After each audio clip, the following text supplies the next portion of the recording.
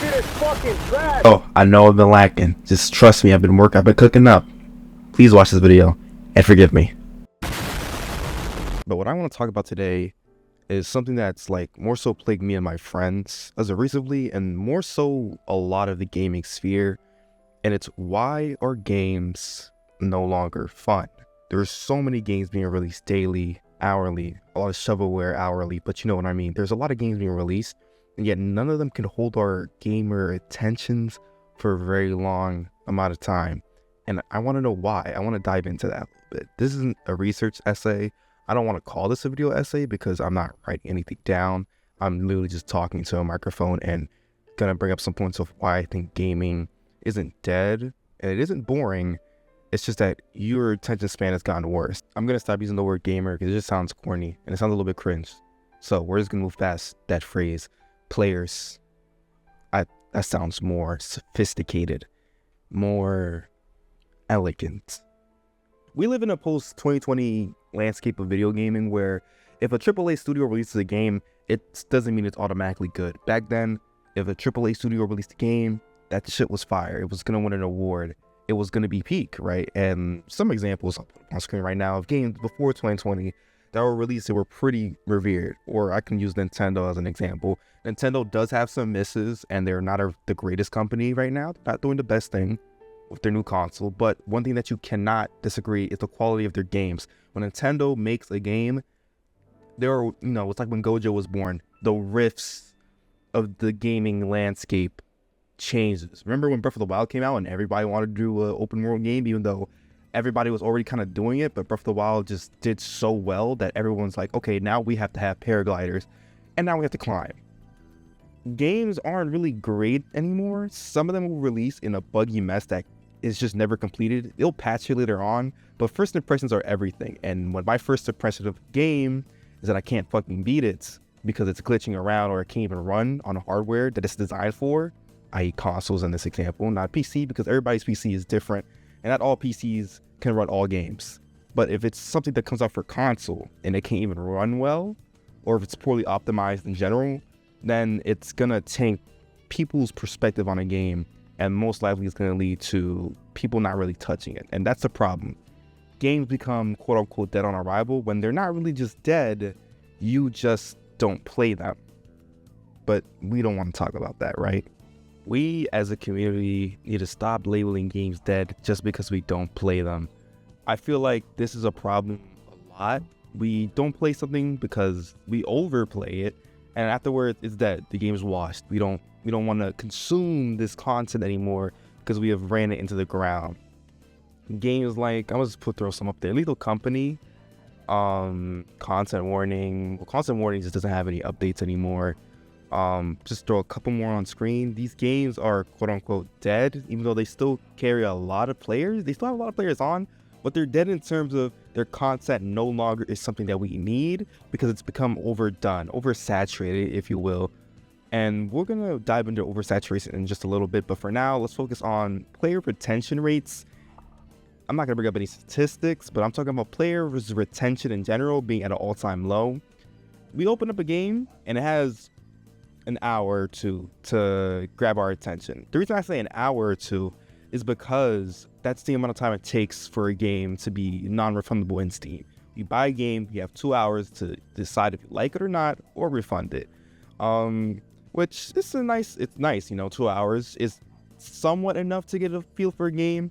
But the way these new story games are structured, where they're like 20 to 40 hours long, 2 hours is a completely minimal amount of time for you to put into that game, for you to even get a feel for it, and especially with prologues and things like that, you can't even know if you like the characters or if the gameplay really suits you, or maybe you just didn't get to that point of the game, that point in which people always stress about, that it's you have to get to this point of the game.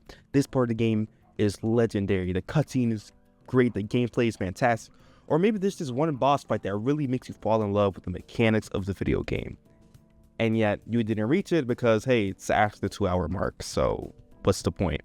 Which is always why I prefer getting games physical. I haven't got a lot of physical games recently on PC, obviously, because I'm PC gaming, but in terms of console games, I'm starting to get them physically because 30-day money back guarantee basically. And, usually the discs, I don't know, I like having things physical. I like having like a bookshelf of stuff so I can display, so people can just see it. But that's more of a side tangent. I'm saying that this kind of not programming, I meant to say conditioning, that Steam puts us to in order to find out if we like a game or not, I feel like it does have some type of effect, but also attention spans are low. We do have short form content that is taking over. People are not sitting down to, get the feel for something. It's either instant dopamine or it's in the garbage, not the mirror, not very mindful. So that's kind of the reason why a lot of games are labeled dead nowadays, even though they still have a decent amount of players. Like, not every game needs to have over 10,000 players to be active, you know what I'm saying? 2,000 to 3,000 is still really good, especially for fighting game standards, in which I heard a lot of people say that the FGC is kind of out of a low point right now, that's kind of dead, when it can't be further from the truth. It's still active, you're just not a part of the community or not playing the games that are active right now. But, again, that's something for another time. Oversaturation. There's a lot of it, okay? When Fortnite came out, everything was a battle royale. When Lethal Company came out, everything was a horror game where join in with your friends, collect something, go back to a main area, and then scares happen, clips. You're clip farming games, for example. We got Lethal Company, Content Warning, Repo, and then for battle royales, we had PUBG, Fortnite, Rumbleverse, and some other more I might put up on screen depending on how lazy I get. But oversaturation is definitely a problem that we're seeing in games recently, and it's troubling because why would I want to play PUBG if I have Fortnite? Why would I want to play Repo if I have Lethal Company? But here's the thing, oversaturation within itself is common and it's always going to happen, yes, but these games lead to bigger ideas being put in the forefront. For example, Repo, you could say, oh, Lethal Company clone, whatever, but it has different systems.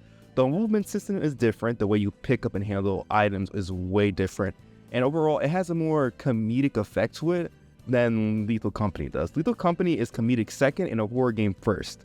And Repo is comedic first and a horror game second. It doesn't really scare you as much as Lethal Company would, but instead it gives you that kind of goofy feeling like you're in a Halloween episode of a cartoon that would air on Cartoon Network. You know what I'm saying? If you see my last Repo video, you'll kind of see it's much more clip farming, goofy montage type of game than Lethal Company's. Although it has some clips with its proximity, it's more so a game that is supposed to scare you because, well, when you're isolated, you're yourself in a dark corridor with monsters chomping at the bit to get you.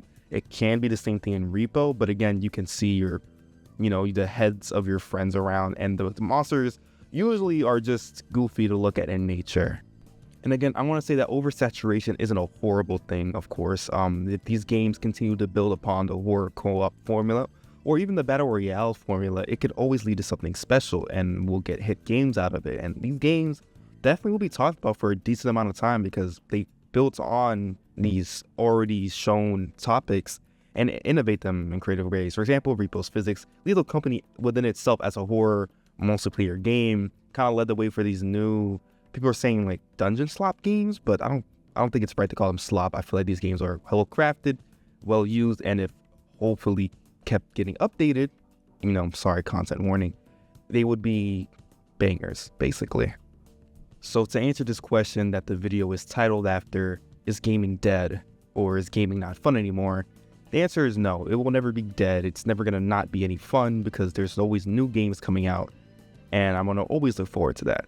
I personally love gaming. I feel like it's a nice outlet for basically anything. As long as you don't turn it into a form of escapism, it's really healthy, I think.